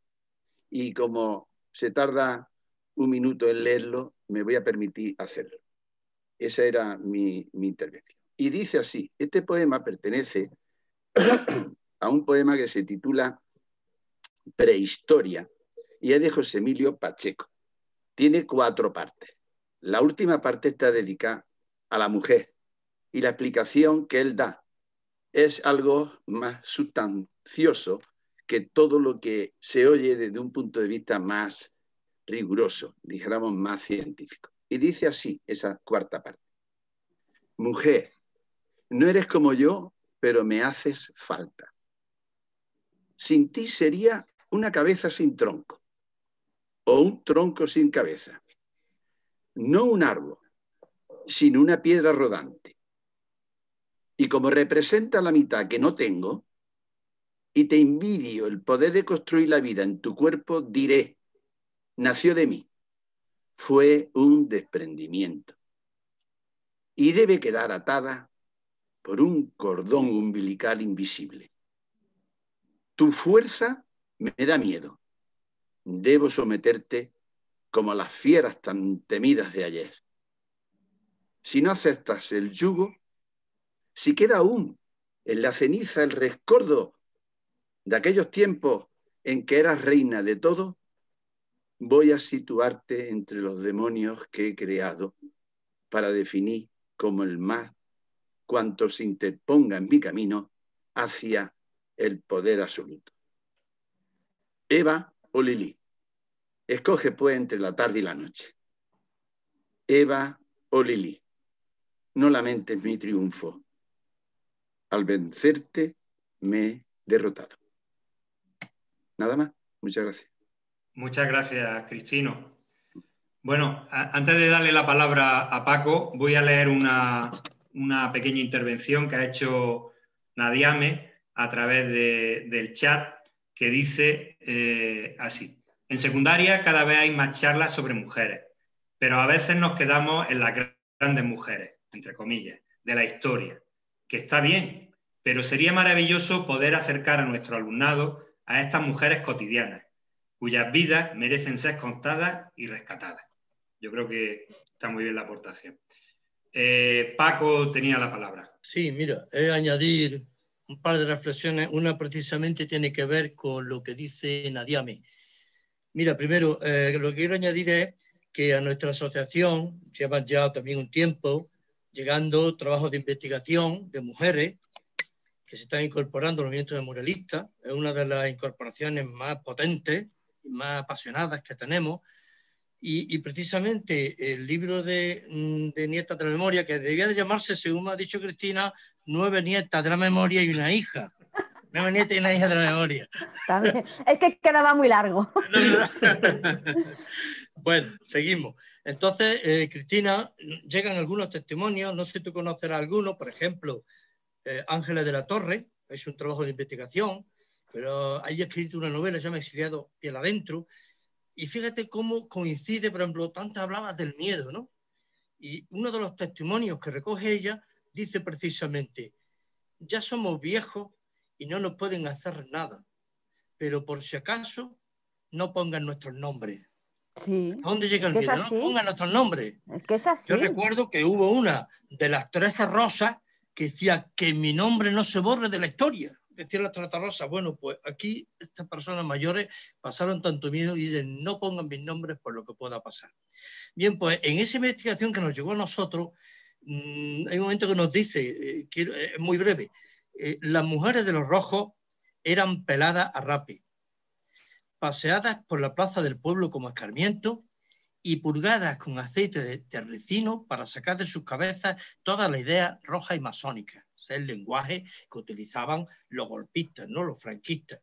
Después también nos ha llegado otra investigación de Carla Castillo, que también es investigadora y colaboradora de la asociación, Granadina Verdad, Justicia y Reparación, y que ella nos da también un dato muy interesante. Dice, la viuda del Rojo acabó emigrando al Baix Llobregat en Cataluña, buscando el anonimato y una nueva vida. En Cataluña no necesitó nunca más el carnet de mendicidad que daba el Ayuntamiento de Loja y adoptó el silencio como estrategia de supervivencia. Y entonces ahí nos damos cuenta cómo incluso la emigración de los años 60, que todos teníamos por emigración económica hacia Cataluña, cómo había en ella un trasfondo ideológico. Eran las mujeres de los rojos, que estaban estigmatizadas y arrinconadas en los pueblos, que no podían... Claro, es que en los pueblos la represión fue durísima, porque en los pueblos se conoce todo el mundo. En una ciudad grande como Madrid o Barcelona, tú puedes perderte, entre comillas. Incluso, por ejemplo, algunas de las historias que nos están llegando al blog fueron de familias que se fueron del campo a la ciudad con nombre supuesto. Y en las ciudades vivieron durante muchísimos años con nombre supuesto. Era la forma de buscar ese anonimato, porque en los pueblos realmente estas familias estaban estigmatizadas. Y es muy importante también lo que decías antes, de que el régimen, los fascistas la tomaron contra los republicanos y contra la gente de izquierdas. Bien, quienes tenían militancia, no bien, pero bueno, quienes tuvieron militancia fueron castigados, fueron purgados, fueron sometidos en las cárceles, fusilados, pero es que la mayoría de sus mujeres, de sus hermanas o de sus madres, no tenían filiación política, no la tenían. Solamente sobre ellas se ejerció la segunda represión. La primera es el que tenía la afiliación política, que ese directamente o iba al paredón o iba a la cárcel o desaparecía. Pero es que sobre ella se ejerció la segunda represión de la familia, que era por ser madre de, hija de, esposa de, pero la mayoría de ellas no tenían ninguna afiliación, ninguna. Solamente fueron el palo de todos los golpes, fueron ya pues el segundo escarnio, amén de que a las familias se les privaron de sus bienes, es que se les esquilmó. Incautación de bienes. Entonces se les dejó en la miseria. Estamos hablando además de mujeres con muy poca formación, con lo cual las salidas laborales eran muy difíciles porque no tenían trabajos cualificados y además quedaban con criaturas pequeñas y además el pueblo les dio la espalda. Es decir, es que estamos hablando de situaciones durísimas que tuvieron que solventar solas. Sin ninguna ayuda, por supuesto, del Estado, sin ninguna ayuda de sus entornos más cercanos, que fueron los pueblos, porque eran las estigmatizadas, eran la mujer del rojo o la hermana del rojo, y mujeres que tuvieron que huir con sus hijos a otros pueblos donde eran menos conocidas y pudieron rehacer un poco la vida. Es que las situaciones yo me las imagino y bueno, no sé, yo no sé cómo seguramente saldría, ¿no? Porque las mujeres tenemos una supervivencia, yo creo que innata, ¿no? Pero es que estamos hablando de situaciones de verdad que muy, muy, muy difíciles de las que tuvieron que salir. Pues yo te enviaré esta historia porque creo que podría incorporarse ese blog de la memoria que estáis, de Nietas de la Memoria, que estáis construyendo, ¿no? Que creo que ha sido una idea muy acertada y yo creo que toda esta historia, además están escritas en el estilo narrativo. En este caso eligen la novela, que atrae a un público todavía más amplio, ¿no? Es muy curioso, no eligen el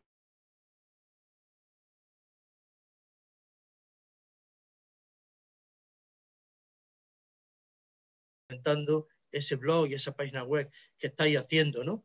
De la memoria. Que por cierto, al comentario este de la educación, yo creo que este libro, bueno, sabéis, antes lo ha comentado Manolo, la Asociación Granadina Verdad, Justicia y Reparación, una de las prioridades que tiene es llevar la memoria a la escuela, al sistema educativo, al Instituto de Enseñanza Secundaria. No es fácil. No es fácil.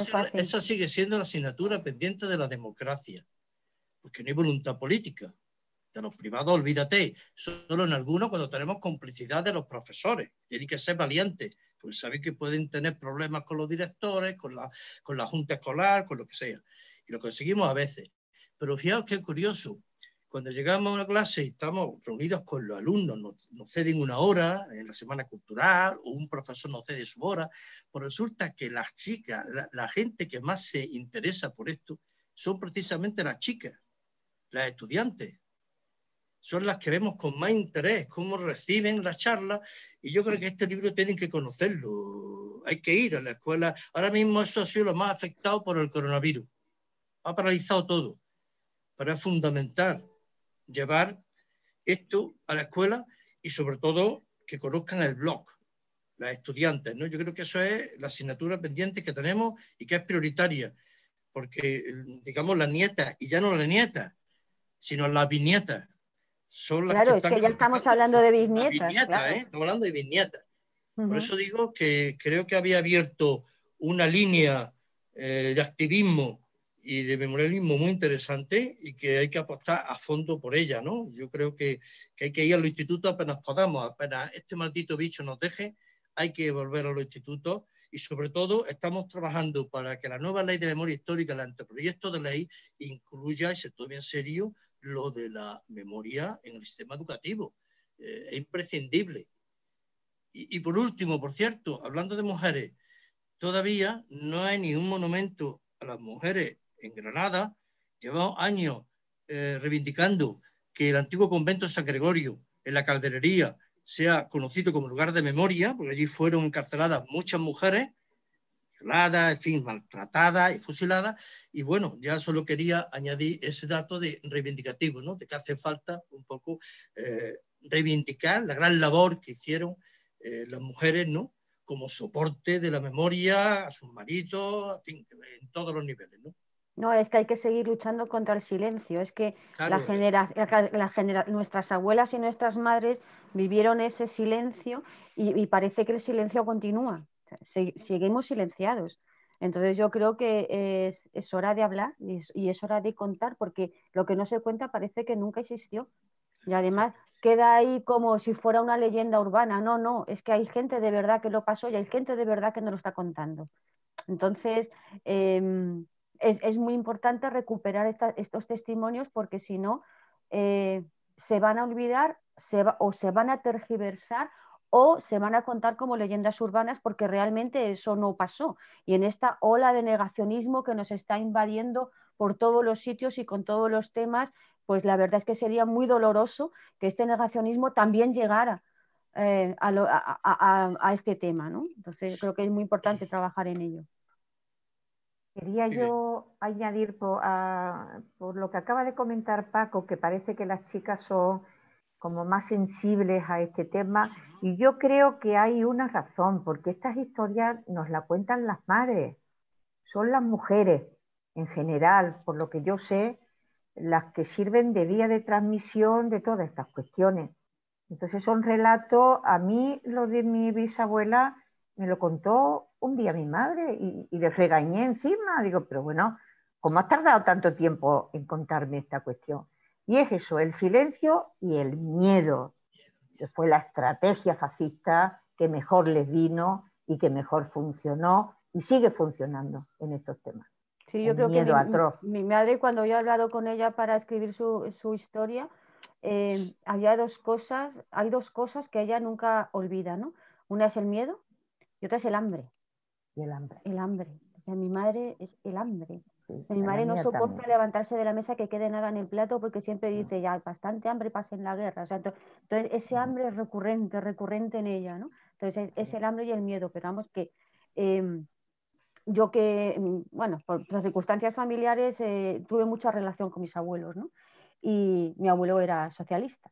Lo que pasa es que a mi abuelo no le movilizaron porque no hizo la mili y tal, con lo cual no hizo la mili porque era miope, con lo cual a la hora de ya hacer el llamamiento al frente, pues no constaba ningún listado, con lo cual él no fue al frente, ¿no? Yo he pasado muchas temporadas con mis abuelos y tenía una relación muy especial con mi abuelo, porque bueno, yo ya entonces quería ser periodista.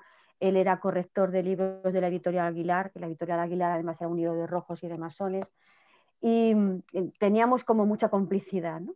Y yo recuerdo que yo era pequeña, Franco murió en el 75, yo tenía 11 años, o sea que yo era relativamente pequeña. Claro, en casa de mi abuelo se hablaban de cosas, ¿no? De cosas de política y tal, ¿no? Y siempre recuerdo que me decía, tú no digas nada de esto cuando vayas al colegio, tú no hables nada de esto con tus amigas, tú no le cuentes nunca a nadie lo que en esta casa se habla. Yo era muy pequeña, pero es que murió Franco. Yo recuerdo que el día que murió Franco mi abuelo estaba de los nervios, porque es que no sabían qué iba a pasar, ¿no? Y claro, y se hablaba todavía más de política en casa, ¿no? Y siempre, no cuentes nada y no digas nada y no digas nada. Entonces, ese miedo se ha ido traspasando, ¿no?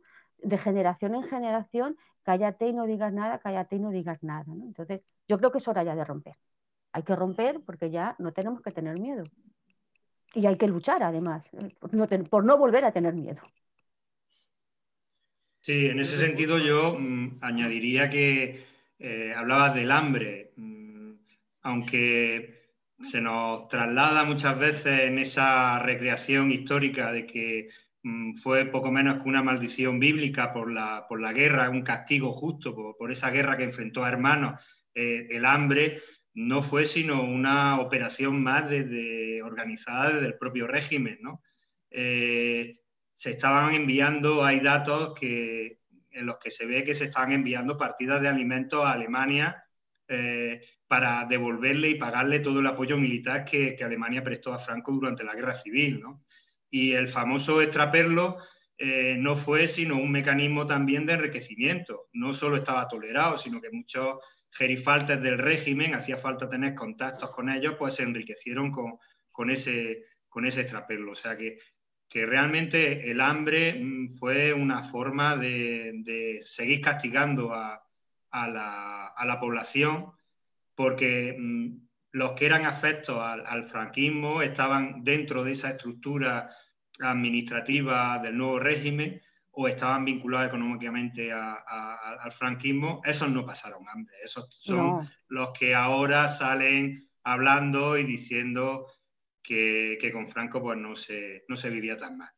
Y en referencia a lo que comentaba Paco Viguera, me ha venido a la cabeza en unas jornadas que participamos los dos, un comentario, un testimonio de una chica joven, porque como decía Maribel, son las mujeres las que muchas veces trasladan esas historias, que nos contaba el caso de, pues ya no sé si sería su abuela, que después de quedarse sola en el pueblo con varios chiquillos, pues el cacique del pueblo la violó y tuvo un niño del cacique del pueblo.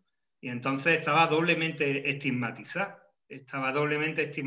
porque se había dejado violar. O sea, encima de todo que la había violado, era culpable de haberse dejado violar y de haber tenido ese niño, ¿no? Que de alguna forma también recuerda a las técnicas que los serbios en la guerra de los Balcanes utilizaban de violación sistemática, ¿no? Para humillar a las mujeres y estigmatizarlas, ¿no?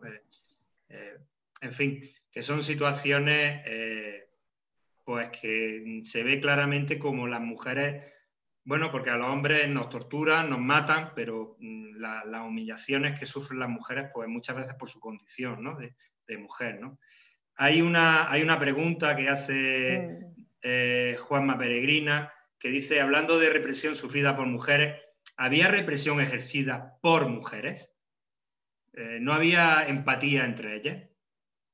No sé si queréis contestar, porque hasta ahora normalmente en el relato, ¿no? o en este libro, los relatos, siempre aparecen hombres, ¿no? haciendo la represión.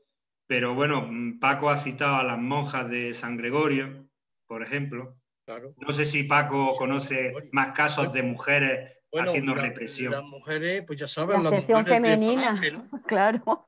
Las mujeres de Falange eran las encargadas de ejercer la represión en las cárceles de mujeres. Bueno, ahí tenemos ese testimonio magnífico de la película de Las dos dormidas de Benito Zambrano, ¿no? Que refleja muy bien, ¿no? Cómo la mujer falangista, muy fanatizada, era la que se encargaba de un poco ejercer la doctrina de la mujer sumisa, ¿no? De hacerla sumisa. Hay una, no sé si te acuerdas, Cristina, o no sé si acordáis, una imagen tremenda, que es cuando le obligan a besar el niño Jesús. Y una de ellas, en otro momento de dignidad, se niega y cae el niño Jesús y se hace pedazos en el suelo, ¿no? O sea que, en fin, las mujeres que participaron. Y la violencia de las monjas en los orfanatos. Bueno, y la violencia era una perversión perversa.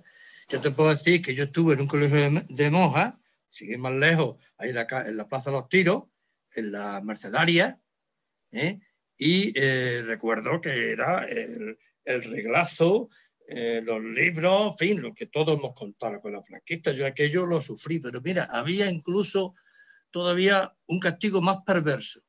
Y es que si te portabas mal, si era chico, te mandaban a clase de las niñas, porque era, claro, estaba todo dividido, para que se burlaran de ti.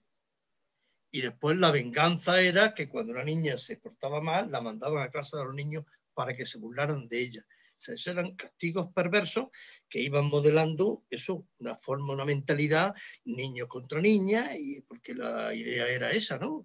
Que todavía seguimos con eso en la nueva ley de educación que ahora mismo está en marcha, ¿no? Que todavía está el tema de la coeducación pendiente, aquello que se empezó con la República, que se interrumpió y que ya te digo, yo que yo lo viví, pues ya tú, niño de 6 años, ¿no? 7 años, de una forma traumática, ¿no? Creo que Cándida quiere apuntar algo. Sí, claro, es que no podemos entender a las mujeres como un bloque. Es decir, lógicamente hubo mujeres afectas y desafectas, y así además los calificó el franquismo, las afectas del régimen y las que eran desafectas del régimen. Y esa es una marca o una de las líneas, de las muchas líneas divisorias que se marcó en el momento. Lógicamente hubo mujeres, no solamente de la sección femenina, sino antes, es decir, y sin sección femenina, que estaban junto a los golpistas o que eran de derecha y que promovieron la represión igual que los hombres. Así que no podemos pensar nunca, solo sabemos muy bien, en un bloque de mujeres.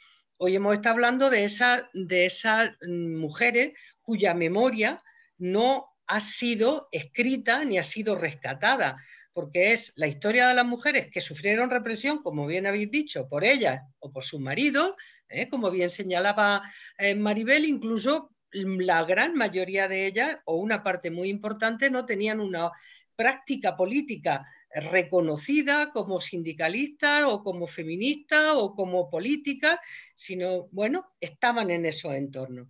Pero de igual modo que eso, hubo mujeres que participaron no tanto en el tema de fusilamiento, yo al menos no lo conozco, en las cosas que yo he estudiado y en las que no las que yo he estudiado, sino las que yo he leído de colegas, compañeras historiadoras que han trabajado la época. Pero sí que, por ejemplo, en las prácticas de detención, cuando iban a detener a mujeres a casa, a veces iban acompañados de mujeres y eran, por ejemplo, estas mujeres, las que en muchos casos las desnudaban o las reconocían por si llevaban armas o llevaban cualquier otra cosa. Es decir, eso hay testimonio, está reconocido. Por tanto, lógicamente hay un sector de mujeres que está apoyando la sublevación contra la República, que apoyan la guerra, aparte del tema luego de todo lo que significó la represión que era la sección femenina. Pero bueno, la vida de las mujeres es plural y las mujeres participamos de todo, de todas las ideologías, de todas las etnias, de todas las religiones y, por supuesto, en este caso, de la violencia.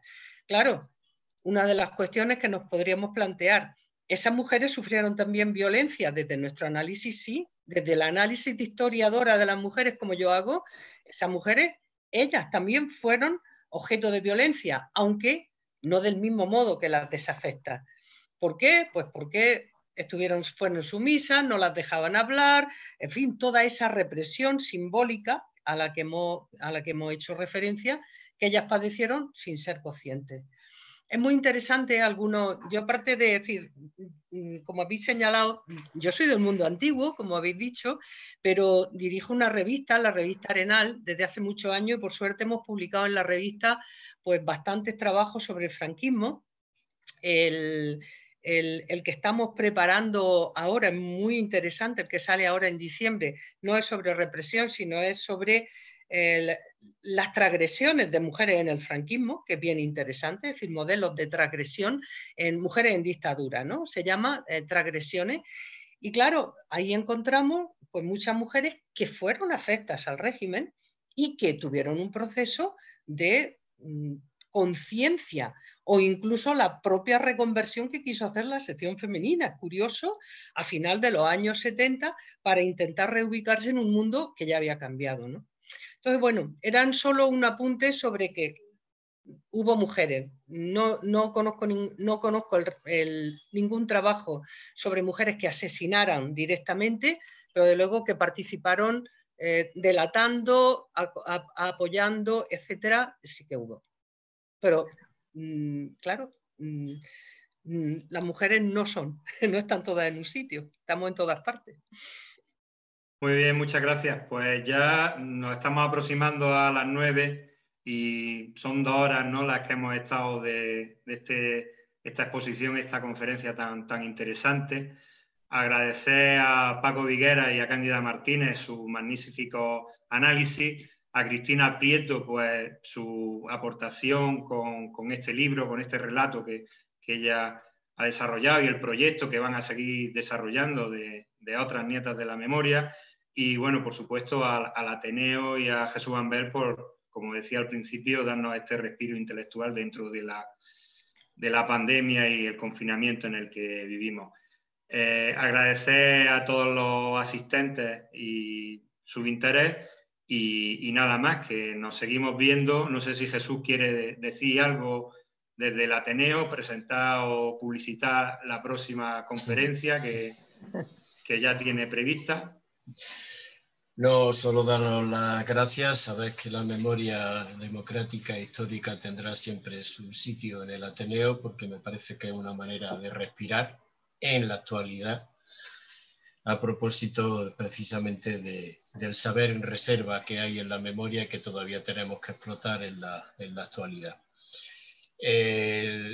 Esto estará disponible la semana que viene en el canal de YouTube y en la página web del Ateneo, y por supuesto se lo enviaré a los ponentes para su uso y disfrute, porque de eso se trata en el Ateneo, de poderlo grabar, de poder tenerlo a disposición de la sociedad en general. Gracias a cada uno y a cada una por estar aquí, y repito, el Ateneo es vuestra casa. Muchas gracias y buenas noches.